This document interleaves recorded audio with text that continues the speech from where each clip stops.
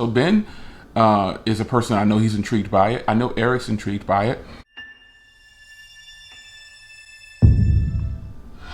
Hey guys, welcome back to another video. It's your man Jay. So today we're going to pretty much discuss these two devices, predominantly just the Surface Duo, because the Z Fold 2 5G is coming around the same time as the Surface Duo should be dropping. So I wanted to do a quick brief video just discussing once again, because I touched on the Surface Duo. And like I said in the other video, I'm not so much writing it off. I think a lot of people are writing it off based on the specs and what they consider to be what they think. Everyone has their own opinion on what a phone should cost and what they're willing to pay and what a phone is worth. So those conversations are very difficult to have, because you're always going to have a disagreement, but not in a bad way. It's good to, agree to disagree. It just happens. But I think the Surface Duo, yes, it is a first-gen device, but we're talking about a major company like Microsoft. And this phone has been, obviously, it appears it's been in development for quite some time. So comparing it to the Z Fold 2, the Z Fold 2 is seasoned. This is the second generation of that device, and this is the first generation of the Surface Duo. Now, the Surface Duo, for it to be a first gen, I'm impressed. I know there's a lot of us out there. You don't have to be a tech reviewer to be interested in something. And a lot of us out there really are intrigued by the Duo deep down inside, but some people write it off immediately because of price. So let me go ahead and just get the price thing out of the way.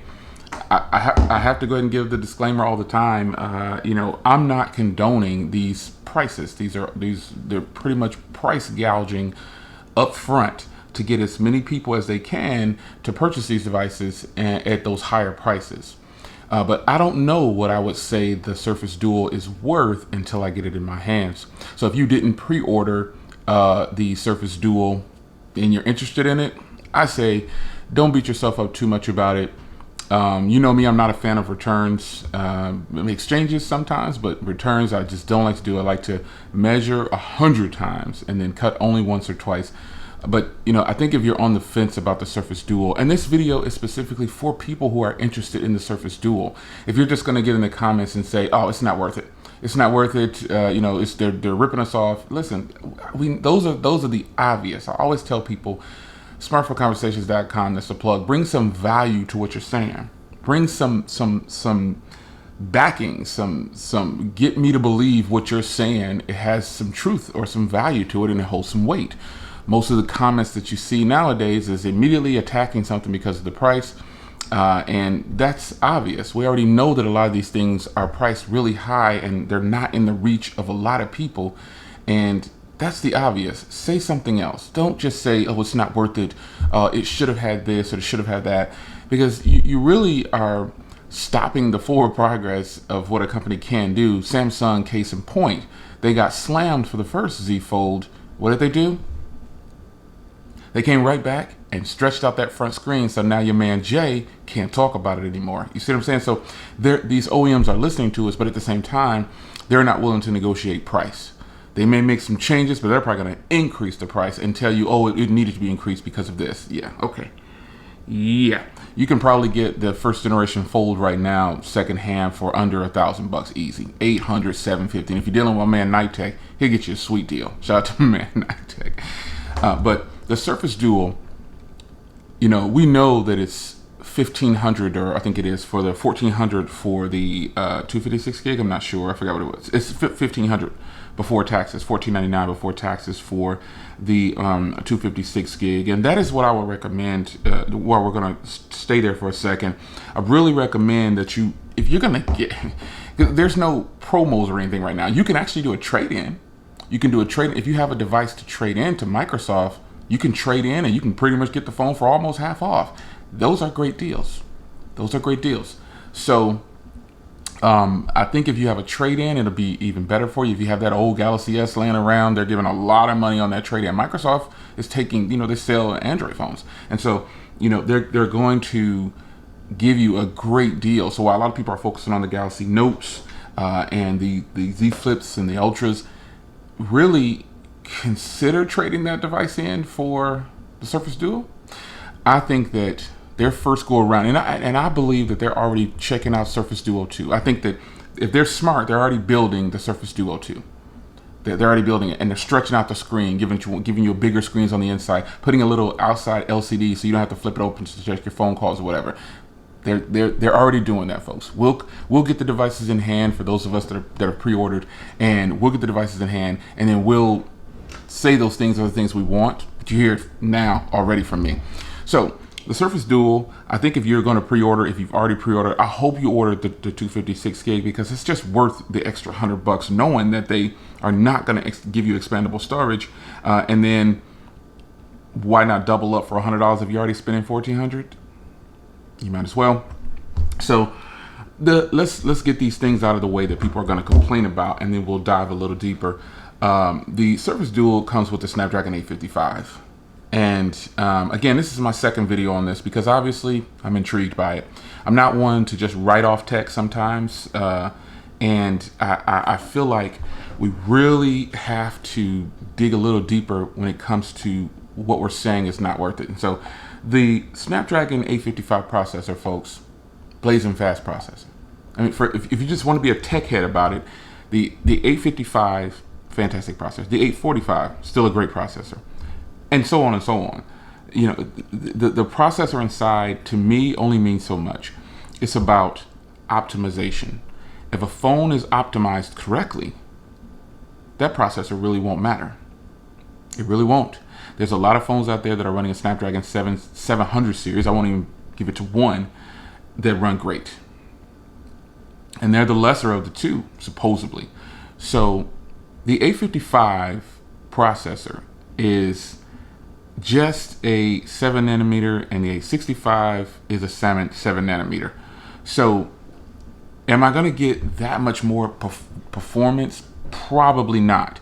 And before you shoot benchmarks to me, I don't care about benchmarks. I do them sometimes because people like to see that, but that means absolutely nothing to me.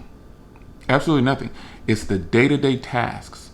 And if you're not subscribed to their channel, you know, Microsoft has been putting up tons of videos to keep you more interested in just the little quirks and kinks. I think that where the Surface Duo, to me, without having either one of these devices, would fit me better is knowing that I can tap on the screen without scratching it. I don't want a plastic display or soft foldable glass.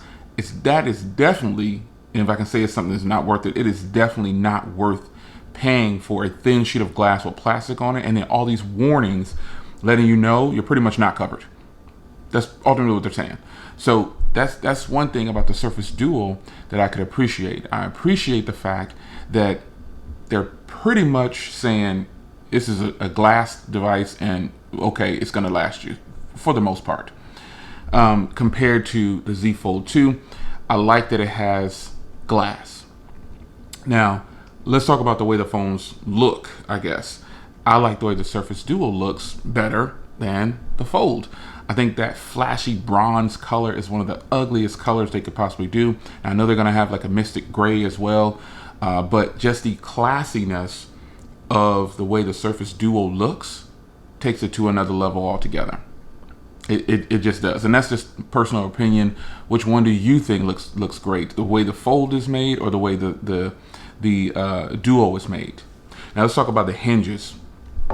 The hinge on the Surface Duo is another advantage over the Fold. The Fold can only go one way. The Duo can do a 360-day hinge. It can flip all the way around. It's like a mini laptop, literally. I would think this will be the device that people will be intrigued by. But the tech bullies and the people who sway people to believe that something is bad before it hits, those guys are great. They really paid attention in marketing classes. I took a marketing class, obviously, so I paid attention too, but I try to use it for the greater good. And not to say that marketing classes are bad, but it's really just to get you to buy something. It's to sway you to believe something. And why wouldn't a person want to have a hinge like the Surface Duo over the Fold? I don't get it. Why wouldn't you want to be able to flip that bad boy all the way around? Just saying. That's my opinion. I think the hinge and the setup of the folding design on the Surface Duo is much better. That's just what I think. So when it comes to the displays, you know, the Fold obviously has a 120 hertz display, refresh rate display, but it is in fact a smaller display. When it's folded open, it is 7.6, and when the Duo is folded open, it's 8.1. So I'm reading here at the specifications of the resolutions on these displays, and the Fold is 1768 by 2208, and the Duo is 1800 by 2700. And that is a 3:2 ratio. However, that is a big difference in resolution. Big difference. And even when it's folded, the resolutions are completely different on the devices. The Duo is 1350 by 1800, and the Fold is 816 by 2260, but that's because it has that 25:9 aspect ratio, which is fantastic. A nice long display. And now, comfort in hand. I can say off the rip, when it comes to making phone calls, the Fold is going to be probably more realistic and reminiscent of a regular phone. So, you know, the Fold is probably going to suit a lot of people a lot better. But the way the industry is doing with wireless, I don't think a lot of people will hold the Duo to their ear. But people thought like that about the Galaxy Note at one point. Remember the original Galaxy Note? Everybody said, oh, that looks so stupid. It's so hideous. Look what device is like one of the #1 devices in the world. The Galaxy Fold, or the Galaxy Note. That device skyrocketed, and it set the foundation for big phones. If you want to argue that, that's great. I'm not saying other big phones weren't out there, but the Galaxy Note set the groundwork for people accepting you walking around with a big phone to your ear. And that's coming from a guy who had one of the big Motorola's back in the day. I remember those in a bag. It was like walking around with a home phone. It was ridiculous. However, right now, as I sit, I know that the Duo is a wider device. It's a wider phone, so it's going to be a little bit more uncomfortable to hold for a phone call for a long time. So preparing myself to grab hold of my Bluetooth more often, perfectly fine.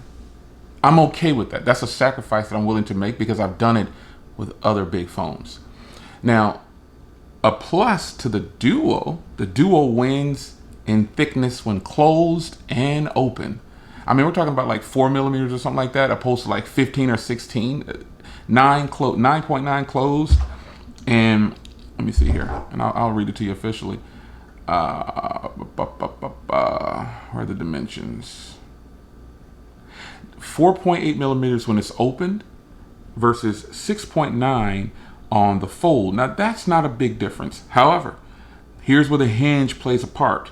Closed, we're looking at 9.9 versus 16.8. And also, when we're talking about dimensions, 250 grams versus 280 is a big difference, folks. I'm telling you. So that's where the Fold loses altogether. There's no way a person can argue that. You can argue it up and down and say, oh, this and that. But if you're just talking about the devices closed, we're talking about thin. That's the size of a phone, you know, today, current market. Some phones are 9 millimeters. And you got this folding device that's folded. I can't wait to get mine in my hands. I just can't wait to feel this thing. I think this is another direction of innovation, and it didn't come from Samsung this time. ZTE dropped the ball on it. LG is in the right direction. I love my Velvet. I love the V60. They're all going in the right direction. However, the Duo did it right the first time out of the gate, and I'm pretty sure they looked at other devices and said, we're not going to do that. We're not going to have this huge gap in between when we close the phone. And I find it to be very nice that I'm going to have this big phone, big tablet, mini computer that folds away is so thin, it's going to be unbelievable.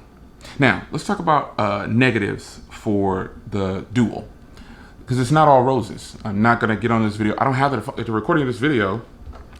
It is August 24th, so 2020. So Obviously, depending on when you're watching this, I either have the device already or I still don't have it, because we're not at September 10th or whenever the delivery date is or something like that. September 9th delivery date for the 256 gigs as of right now. However, so I think that when it comes to the negatives, these are pretty easy for a lot of people, but some people might say that's not really a negative to me. So the first negative that I talked about it already, and that is having no outside display, so I don't have to open my phone, no way to see who's calling or check messages for an LCD display on the outside. And I think maybe they did this because they wanted to feel like a real computing device that's for business owners, like a mini laptop. We don't walk around with our laptop open and exposed. We close it up, son. You know what I'm saying? So this is something that I think they genuinely thought about, but I'm sure deep down inside they probably have some regrets, because while this isn't so much, I think this device, the Duo, is a phone second. That is how I view this. I think the Duo is a phone second, and then it's everything else first. Okay, so with that in mind, it is a huge negative for me that I'm gonna have to open up my device when in fact I should be able to just look and say, oh, that's just a text message, and keep it closed. I'm really working that Hinge, and I'm pretty sure down the line we'll start to see messages like, oh, we opened the Hinge 100,000 times and it's guaranteed to let. We'll see those because Samsung did it too. After the device hits the market or closer to launch, you'll probably start to see videos, or some point or another, people are going to want to know, how long is this Hinge going to last? Nothing lasts forever. So not having an outside display of any kind is going to pretty much force me at times to keep the phone folded in the open position, which then in turn is going to help me to determine which screen protector or which tempered glass I'm going to put on top of that. And I know some of you guys say, oh, Jay, I don't use tempered glasses. I don't do any screen protectors and my phones turn out well. Well, I'm in agreement with you. On some of my phones, I don't have a tempered glass, but for things that I put the value on it, I put a tempered glass on it. I just want to be sure that there's no scratches, because I do have phones with scratches on them, but that came from 2 years of use or 3 years of use. I also have phones that are 3 years old that don't have any scratches. So bearing that in mind, not having an outside display, kind of a bummer to me. Now, piggybacking that, when you flip it open, when they started to design this device, they might have been looking at the current market. I don't know. But the displays themselves, let's be fair here, they do have larger bezels.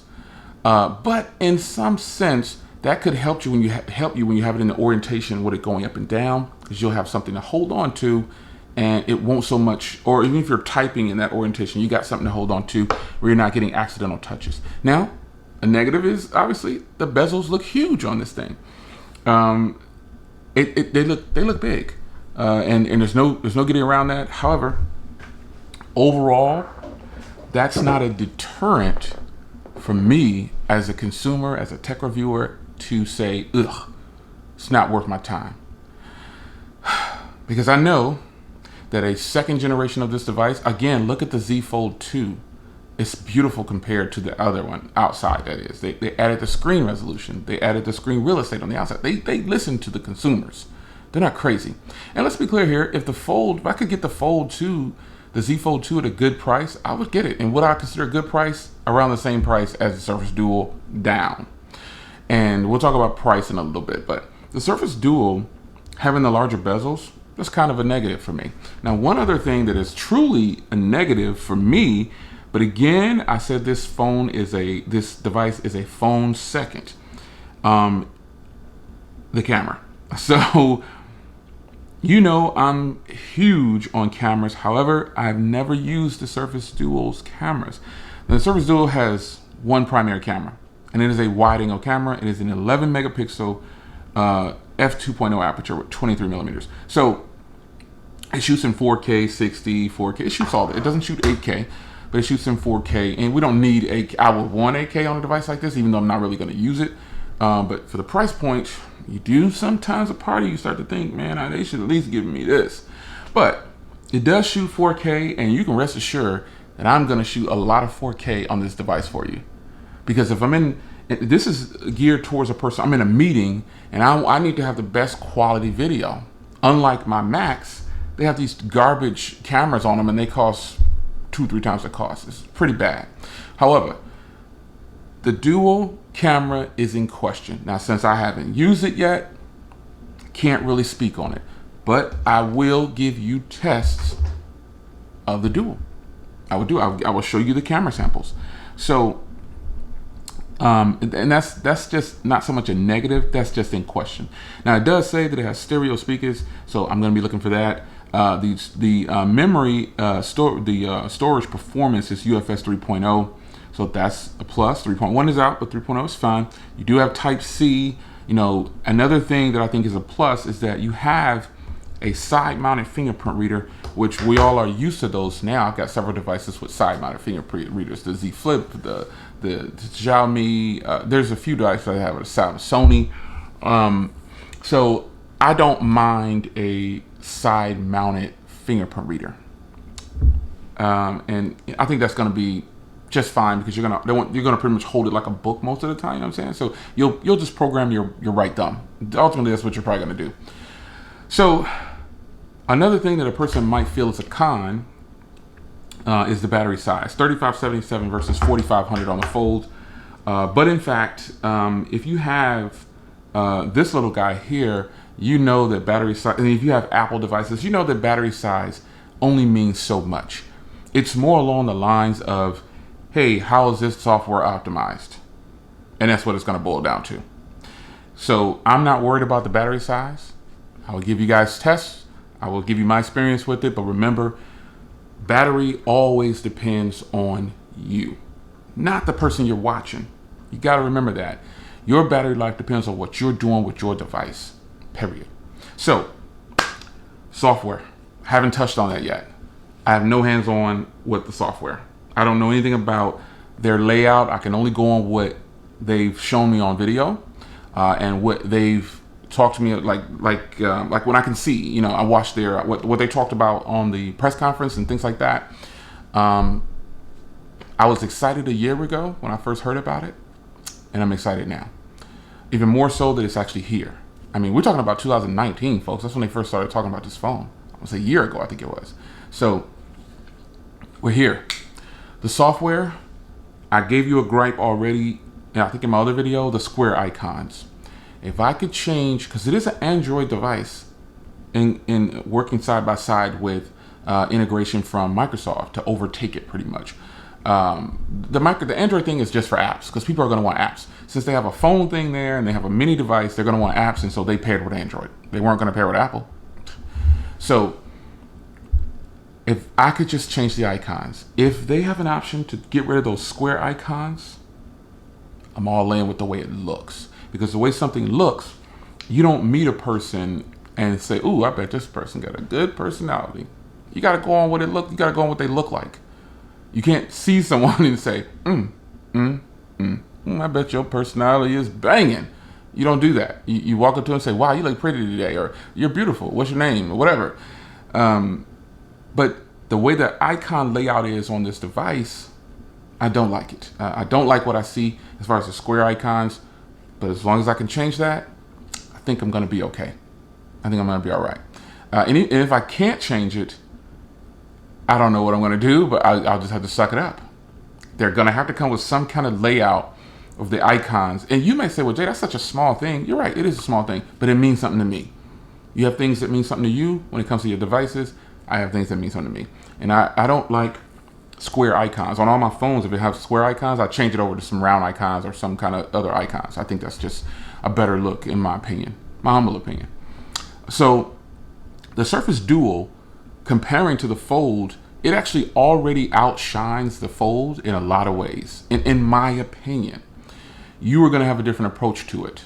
You know, if you're a YouTuber, I would love to see your rebuttal video, or not so much a rebuttal, but just your thoughts on this phone / mini computer, or mini computer / phone. If you are a creator, are you going to get the phone? I would think that most creators would get it, because if it's within your reach, I think you probably should get it, or you were already thinking about getting it. So if you are a creator, I really want to hear your reply on this. I already listened to Ben. Shout out to my man Ben, and he's pretty much on par with what I said in my first video, and he's probably on par with what I said in this video. So Ben is a person, I know he's intrigued by it. I know Eric's intrigued by it. I just feel like if you're a techie, if you're really into tech, you're not going to slam everything right off the rip. You got to give it a chance. And at least that's what I do. My passion is really tech. I've been dealing with tech since before Atari. You know what I'm saying? So it's, for those that know what Atari is, you'll have to Google it if you don't. But I just feel like there's a passion there that lies in a lot of people who do tech. And I started smartphoneconversations.com, that's the plug, because I like to talk about phones and tablets and tech, and also like to buy them and check them out for myself and then give you my feedback. But what do you think about the Duo? I mean, are you really gonna just sit on the price and say what it doesn't have? Or are you gonna dig deep like I just did? Are you gonna really give some feedback on what you think it could possibly be? That's what I think creators should be doing, instead of slamming it because it costs $1,500 right off the rip. We don't have to even talk about price, because it's a high price, but I can't say that it's overpriced right now because I don't technically have it. The Fold is way out of my reach as far as, like, even though I can pay cash for it, that's not really an investment for me. Unless that's my only computing device and I get rid of everything else and I'm running my YouTube channel solely from that device, that is when it brings value to me. Because the return that I'm going to get from what I spent will come quickly. It'll come within a month. Of the $2,500 that I spent on that phone, I'll get it back in a month. And so then it's paid for, and then I keep it trucking. And then I start to see some return as a creator. Same thing with the Duo. If I can create on the Duo all by itself, which means plugging my camera in, doing everything, which is almost impossible nowadays for some phones. But if I can plug in stuff and just really use it as a creator's device, then there's an investment there. But for most people, it's not an investment. It's just them buying something, they want to try it out, which is exactly what they can do. We all get that option to do that. So for those, again, that are just going to say, oh, it's not worth it because of the price, you don't even have it yet. People do that with phones that are $500. Those people, I've said it before, your comments hold no weight, and they are of no value, and they don't mean anything, because just looking at something on the surface, no pun intended, you can't judge a book by its cover. You just can't do it. You got to read the first 15 pages or at least 3 chapters to really get a dig in and dive and see what it's all about. So it's your man Jay. The Surface Duo is an exciting phone, what is it? It's a device. It's a computing device. I'm calling it just a real mini computer, a mini laptop with a phone app. That's about how I see it right now. So it's your man Jay. Hope you guys enjoyed. I will see you guys in the next video. Be sure to hit smartphoneconversations.com. That's the plug. And I can't wait to see what the Duo is all about. What about you? Take care.